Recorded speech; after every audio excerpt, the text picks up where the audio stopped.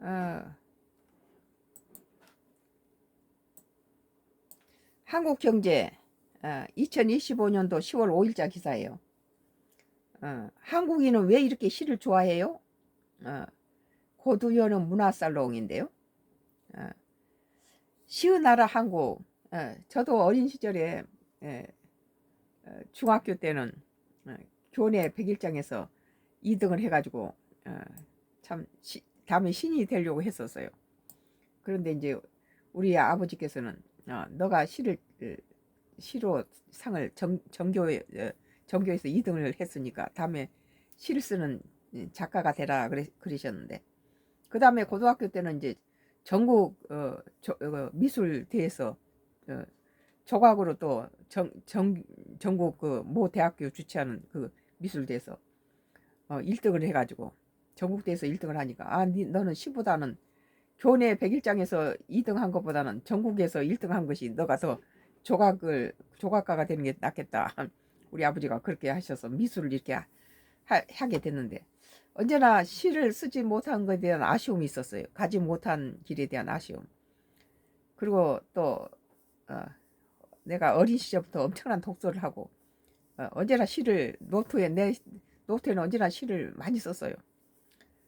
그리고 지금도 나의 썬가 크로스에 시를 참 부끄럽지만 어, 내가 평생 전공한 작품에 대해서는 시리즈로 나가지만 엄청난 고뇌의 시간이 필요한데 그 시 전문가가 아니다 보니까 쉽게 쉽게 써버리죠. 그것이 전문가고 어, 그, 이게 그 전문적이 아닌 아마추어 차이예요. 어, 그런데 우리 한국 사람들이 시를 좋아하죠. 시의 나라 한국, 지하철 공중 화장실 벽에도 시 베스트셀러 시집이 100만 부가 넘어 시낭송 인구가 30만, 전국대회 후군, 어휘 문장력 높이는 필사 열풍도라는 기사예요. 우리 한국 사람들이 시를 좋아한다는 거예요. 과거 시험 천년 시로 인재 뽑아. 옛날에 과거 시험을 다 시로 뽑았다는 거예요. 리듬, 호흡 좋은 우리말 묘미까지. 어.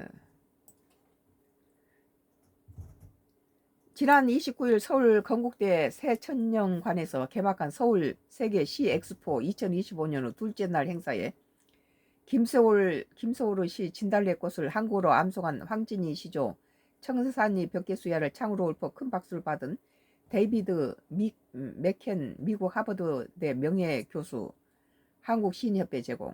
한국 사람들은 참 부러워요. 이렇게 많은 사람이 시축제에 모이고 시집도 많이 팔리고 지하철에 시가 있고 한국인이 이토록 시를 좋아하는 이유가 뭐예요? 최근 열린 서울 세계 시 엑스포 2025년 축제에서 외국 시인들이 자주 던진 질문이다. 우리보다 인구가 많은 프랑스나 일본에서도 시집 초판 분량이 500부 정도밖에 안 되는데 한국에서는 1000부가 넘는 경우가 많다는 거예요. 시를 많이 좋아하고 시를 읽는다는 거죠. 나는 조각이 전공인데 사이드로 내가 늘 생각나는 거 시를 적어서 올리면은 어떤 사람들은 나의 정치 때문에 썬가크로스로 온다는 사람도 있고, 어떤 사람은 시가 좋아서 온다는 사람도 있고, 어떤 분은 또 어떤 간증 때문에 어떤 간증하고 시 때문에 온다 이런 분들 많이 계세요. 또 어떤 사람은 요리 때문에 온다. 뭐 또 정치 거물이나 또 언론 좀 내서는 정치 좀 많이 해주라. 정치 코멘트 때문에 온다 그러고 또 요리에서도 연예인들이 많이 들어와요. 그리고 또 그것을 뭐 또 출시라고 그러더라고요. 우리 친정 어머니가 음식을 잘하셨는데 그런 것을 흉내를 내죠. 베스트셀러 지점은 50만에서 100만 부까지 팔리는 게 신기하다는 거예요. 우리나라 그러니까 시를 사랑하는 국민이다.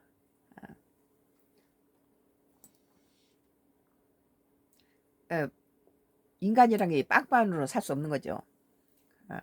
뭐 러시아의 두진제프 작가가 빵만으로는 살 수 없다라는 책을 옛날 대학 시절에 읽었던 것 같은데 그 빵만으로는 살 수 없는 거죠. 지난주 수요일부터 토요일 서울 건국대 새천년관에서 국내의 시인 300여 명이 펼친 서울 세계 시 엑스포 2025년 외국 시인 16명이 참가하고 13명은 화상으로 동참했다. 이 자리에서 파란 눈의 시 전도사로 불리는 데이비드 맥켄 미국 하버드 명예교수는 김소로 진달래꽃을 유창하게 한고로 암송하며 놀라운 시라고 극찬했다.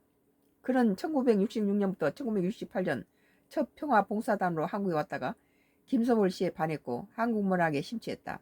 하버드대 한국학 연구소장을 지내면서 영문 문예지 아젤리아를 창간해 한국 문학을 영미권에 널리 알린 주역이기도 한다. 외국 시인 시조창에 박수갈채. 외국인들이 시조까지 읊은다고 그래요. 그는 한국 시와 시조를 좋아하고 직접 쓰게 된 배경을 설명하면서 청산리 벽계수야로 시작한 황진이 시조를 읊고 시조창까지 구성지게 불러 큰 박수를 받았다. 평화봉사단 시절 안동 농립고 영어교사와 일하면서 막걸리와 노래를 지키던 끝에 안동에서 어느 날 밤이라는 자작 시조를 한국어로 들려줬다. 하룻밤 안동 시내 골목 숯집 구경하고 머리가 핑핑 돌아 논두길에 엎어지고 도야지 꿀꿀 소리 이제 왔노 하더라. 객석에서 연이어 환호가 터졌다. 세계 각국 시인들과 청중이 어깨를 들썩이며 한국 시의 매력에 젖는 순간이었다. 뭐 정말 한국인이 쓴 시 같네요. 이후 외국인들이 질문이 잇따랐다. 한국 서점에는 시집 코너가 따로 있다면서요? 시집이 베스트셀러가 된 것도 놀라운 일인데 밀리언셀러까지 터진다니. 시낭송 대회만 수백 개에 달한다고요? 그러고 보니 지하철과 공중 화장실에 도 시가 붙어있는 나라가 한국이다. 예, 문화 수준이 높은 나라죠. 시낭송 대가 줄을 잇고 낭송가를 꿈꾸는 지망생이 30만 명이 이른다고 한다. 나같이 늙은 사람도 젊은 시절에 신을 작정했다가 미술로 큰 상을 받으니까 미술 쪽으로 옮겨버렸지만 아직 나는 평생을 시를 써요. 뭐 부끄럽지만. 그리고 내 블로그에서부터 또 유튜브 전부 내 틱톡이나 이런 데 다 올려요. 필사 시집 열풍도 계속되고 있다. 교보문고에 따르면 지난해 시집 판매량은 전년 대비 9.9% 늘었고 올해도 상반기까지 전년 동기 대비 약 27% 증가했다. 대체 한국은 어떻게 쉬운 나라가 됐을까? 이 케이팝의 밑바닥에 이런 거 깔려 있는 거죠. 예. 우리 한국인의 예술적인 감성과 이 감각들이 뛰어난 거죠, 이게. 이 질문은 20년 전 프랑스에서 들었다. 파리 7 대학에서 대학원생을 대상으로 강의할 기회가 있었는데 그때 한국에서 유난히 시집이 많이 팔리는 이유가 무엇인가라는 질문을 받았다. 한 번도 생각해 본 적이 없는 주제여서 다음 주까지 알아보고 답을 주겠다고 언버버렸다. 이제 우리 같은 경우도 젊은 시절에 많은 독서를 했던 사람이 지금은 거의 성경을 밥 먹듯이 하죠. 뭐 똑같은 성경을 100번 읽었지만 읽을 때마다 묘미가 다른 것처럼 이제 100번을 넘고 나서는 그냥 세기를 그쳤어요. 그런데 이 시라는 것도 성경처럼 오래 두고 또 잊어먹었다가 또 읽고 뭐 랭보시라든지 또 내가 잘 읽는 그 시간 뭐예요? 갑자기 생각이 안 나네. 이제 늙어서. 랭보 말고 그 랭보하고 비슷한 그래 그 여러 가지 시들이 한 번도 생각해 본 적 없는 주제에서 다음 주까지 알아보고 답해 주겠다고 얼머무렸다. 이 물음은 단순히 문학 취향을 넘어 한국인의 언어와 정신문화, 정서와 사회구조, 역사적 배경이 맞다는 것이었다.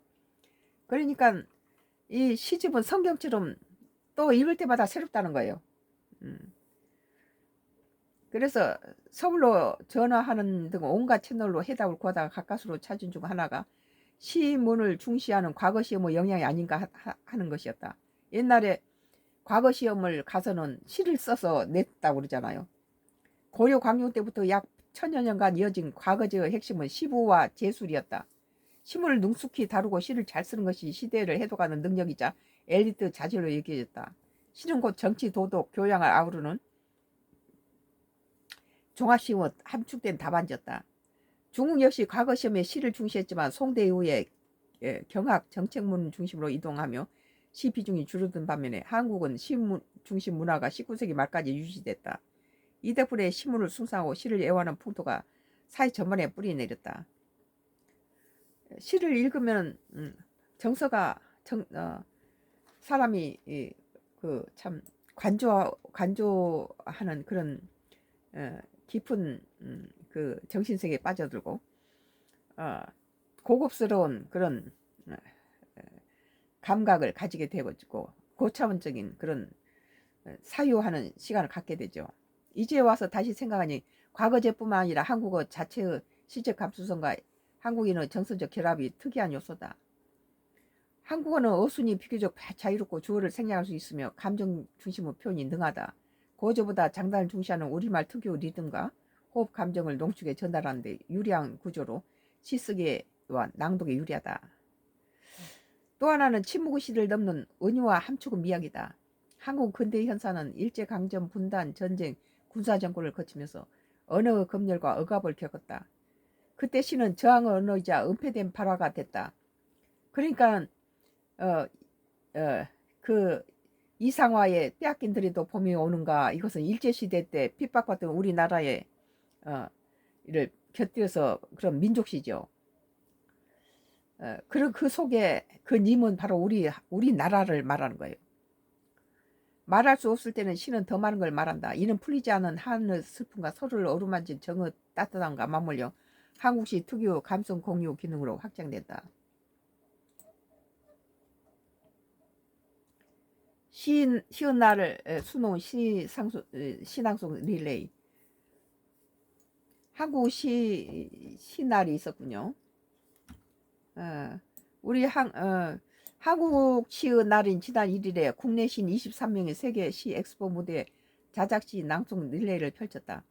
나는 이제 여담이지만 우리 스승이 유명한 조각가이신 그 스승님이 이제 우리 한국에 그 원로 예술원 회원인데 거기에 이제 제자로 한두 명을 초대를 많이 해주세요. 그럼 언제나 예술원이 우리 집에서도 가까워요. 예, 서초구에 있으니까 예술원에 가면은 거기서 문인들을 지금은 자꾸 하셨지만 조병화 선생님이라든지 우리 그 국어 시간에서 교과서에 나왔던 조병화 선생님, 또 누구야, 조경희 선생님 다 돌아가셔 버렸죠. 그런 분들을 뭐 신라호텔 영빈관에서도 뵙고, 또 그 서초구에 있는 예술원 회원에서 거기서 해년마다 이렇게 초대해서 가면은 그 예술원, 우리나라의 국보부 예술원 회원들을 많이 뵌 적이 많았어요. 참 수준 높은 그런 분들과의 그런 모임에 참석하는 것은 상당히 참 귀한 그런 찬스죠. 그런데 초대하면